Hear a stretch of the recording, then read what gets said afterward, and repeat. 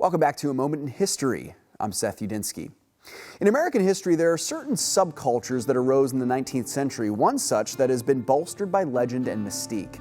Similar to the mystique of the pirate culture in the 18th century, this subculture has been romanticized by movies and novels. However, it also carries with it the heart of the American experience, born out of the great westward expansion of the 19th century. In this moment in history, let's explore just for a moment the legends and the truth surrounding the Wild West of America. The foundations of the Wild West were laid with the Louisiana Purchase in the early 1800s, where Thomas Jefferson brilliantly doubled the nation's size in a shrewd deal with France.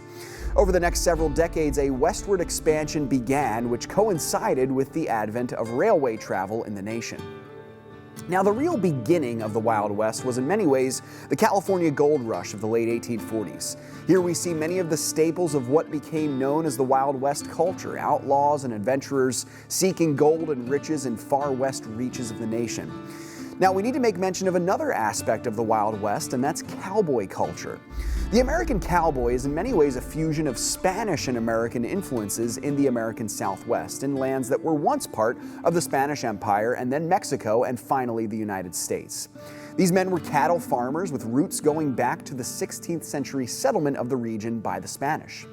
In the 1800s, cowboy culture dominated the landscape of the West. Saloons, showdowns, lawlessness, and of course, the famous train heists were all too commonplace.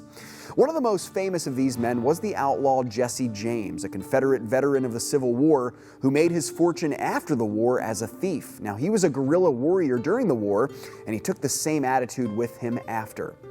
Now, as the western reaches of the country were industrialized and somewhat tamed in many ways, cowboy culture began to be more tame with it, resulting in far fewer movie-style gunfights and train robberies.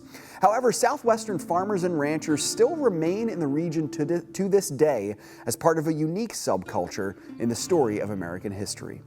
Thanks so much for joining me once again for A Moment in History.